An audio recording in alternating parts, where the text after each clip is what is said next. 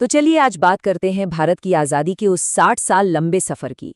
एक ऐसी कहानी जिसमें दुनिया के सबसे बड़े, सबसे ताकतवर साम्राज्य को घुटनों पर ला दिया था।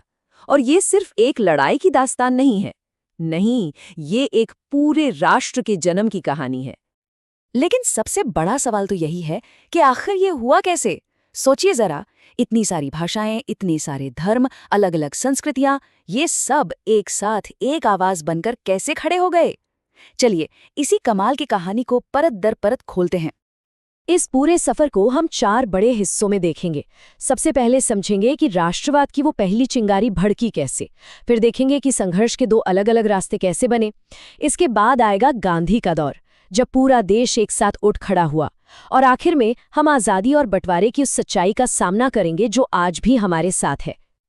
तो चलिए कहानी की शुरुआत करते हैं, पहले पड़ाव से। आखिर वो क्या वजहें थीं, वो कौन सी बातें थीं जिन्होंने 19वीं सदी के आखिर में एक तरह से बिखरे हुए भारत में एक होने की भावना, मतलब राष्ट्रवाद के बीज बो दिए। देखिए 1850 के बाद ना पूरे भारत में जैसे एक नई राजनीतिक चेतना की लहर सी दौड़ पड़ी। बंगाल हो या महाराष्ट्र, हर जगह छोटे छोटे संगठन बनने लगे, जैसे पूना सार्वजनिक सभा, इंडियन एसोसिएशन। ये सब कह सकते हैं कि छोटी छोटी नदियां थीं जो एक बड़े महासागर में मिलने के लिए बेताब थीं।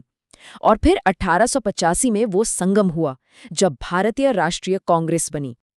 और मजे की बात देखिए, या कहिए विडंबना देखिए, कि इस राष्ट्रवाद की आग को हवा किसी और ने नहीं बल्कि खुद अंग्रेजों की पॉलिसियों ने दी। एक तरफ उनका आर्थिक शोषण था जो लोगों में गुस्सा भर रहा था, तो दूसरी तरफ उन्होंने रेलवे बनाई, अंग्रेजी शिक्षा लाए और अनजाने में ही पूरे देश को एक दूसरे से जोड़ दिया। लोगों को लिबर्टी, इक्वालिटी यानी स्वतंत्रता और समानता जैसे नए आइडियाज मिले, और ऊपर से उनके भेदभाव भरे कानून। उन्होंने तो बस सुलगती हुई आग में घी डालने का काम किया। तो अब कहानी दूसरे पड़ाव पर आती है। आंदोलन अब एक ऐसे मोड़ पर था जहां आगे जाने के लिए 2 अलग-अलग रास्ते बन रहे थे। एक शांति से अर्जियां देने का, दूसरा हक छीन लेने का। कांग्रेस के शुरुआती दिनों में ना 2 तरह की सोच थी। एक तरफ थे नरमपंथी, जिन्हें लगता था कि अंग्रेज न्यायप्रिय हैं और अगर हम अपनी मांगे कायदे से रखेंगे तो वो मान जाएंगे। और दूसरी तरफ थे गरमपंथी, लाल, बाल और पाल जैसे नेता। उनका साफ मानना था कि अंग्रेजों की नीयत पर भरोसा नहीं किया जा सकता और आज़ादी पिटिशन से नहीं बल्कि एक्शन से मिलेगी। उनका लक्ष्य था स्वराज। और इसी गरमपंथी सोच को आवाज दी बाल गंगाधर तिलक की इस अमर नारे ने। ये सिर्फ शब्द नहीं थे, ये ऐलान था कि अब भारत गिड़गिड़ाएगा नहीं, अपना हक मांगेगा।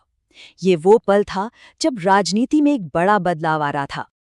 इस नए जोश और आत्मविश्वास का सबसे बड़ा हथियार बना स्वदेशी। इसका मतलब सिर्फ विदेशी सामान का बहिष्कार करना नहीं था। नहीं, ये अपनी ताकत को पहचानने का आंदोलन था। अपने देश की चीजें अपनाओ, अपने लोगों को काम दो और ब्रिटिश साम्राज्य की आर्थिक कमर तोड़ दो। और स्वदेशी आंदोलन की इस चिंगारी को आग में बदल दिया 1905 के बंगाल विभाजन ने। अंग्रेजों ने कहा कि हम तो बस प्रशासन को आसान बना रहे हैं, लेकिन असली इरादा था हिंदू और मुसलमानों को बांटना और राष्ट्रवाद के सबसे बड़े गढ़ बंगाल को कमजोर करना। पर हुआ इसका उल्टा। इस एक फैसले ने पूरे देश को सड़कों पर उतार दिया। साल था 1915। दक्षिण अफ्रीका से एक बैरिस्टर भारत लौटा और उसके आते ही आज़ादी की लड़ाई का तीसरा और सबसे अहम दौर शुरू हुआ। ये वो दौर था जब आंदोलन कुछ पढ़े लिखे लोगों तक सीमित नहीं रहा, बल्कि जन जन का आंदोलन बन गया। ये गांधी युग था। गांधी जी अपने साथ एक ऐसा विचार लेकर आए थे जिसने दुनिया को हैरान कर दिया। सत्याग्रह, मतलब सत्य के लिए आग्रह।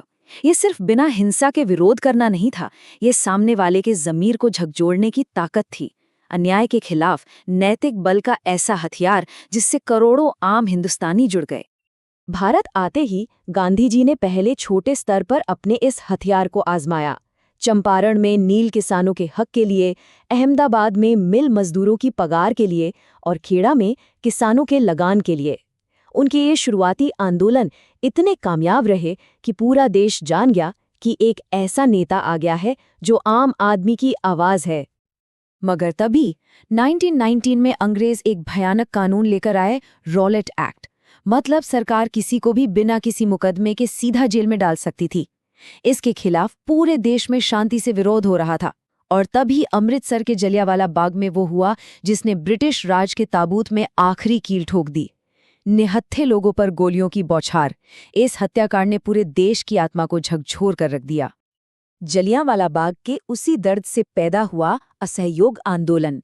ये गांधी जी का पहला देशव्यापी आंदोलन था। मकसद साफ था, अंग्रेजी हुकूमत के साथ किसी भी तरह का सहयोग न करना, ताकि उनका पूरा सिस्टम ठप पड़ जाए। लोगों ने अपनी सरकारी उपाधियां लौटाईं, वकीलों ने अदालतें छोड़ दी, छात्रों ने स्कूल कॉलेज का बहिष्कार किया। पूरा देश एक साथ खड़ा था।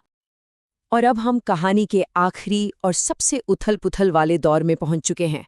ये आज़ादी के लिए आखिरी जंग का दौर था और इसी दौर में होना था एक नए राष्ट्र का दर्दनाक जन्म। 1942 आते आते सब्र का हर बांध टूट चुका था। तब गांधी जी ने अंग्रेजों को भारत छोड़ने का अल्टीमेटम दिया और देश को एक सीधा साधा मंत्र दिया, करो या मरो। इसका मतलब था, या तो हम भारत को आज़ाद कराएंगे या इस कोशिश में अपनी जान दे देंगे। ये आखिरी लड़ाई का बिगुल था। इसके बाद तो घटनाएं बहुत तेजी से घटीं। भारत छोड़ो आंदोलन को बेरहमी से कुचला गया।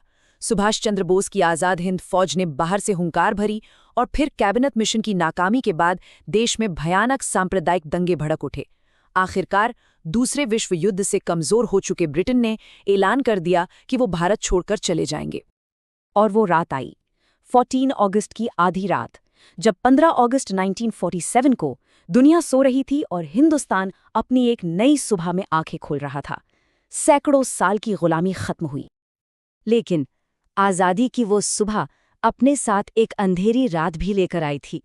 एक तरफ एक नए आज़ाद देश के जन्म का जश्न था, तो दूसरी तरफ देश के बंटवारे का वो दर्द था जिसकी कोई दवा नहीं थी। लाखों लोग बेघर हो गए, लाखों मारे गए। इंसानियत पर ऐसा दाग लगा जो शायद कभी नहीं मिटेगा। आज़ादी मिली, पर बहुत भारी कीमत चुकाकर। और यहीं पर हम एक सवाल के साथ इस सफ़र को ख़त्म करते हैं। आज़ादी की वो खुशी और बंटवारे का वो गहरा ज़ख्म, ये दोनों चीज़ें मिलकर आज भी भारत, पाकिस्तान और बांग्लादेश के आज और आने वाले कल को कैसे तय कर रही हैं? ये एक ऐसा सवाल है जिसका जवाब इतिहास की किताबों से ज़्यादा शायद हमारे आज में छिपा है।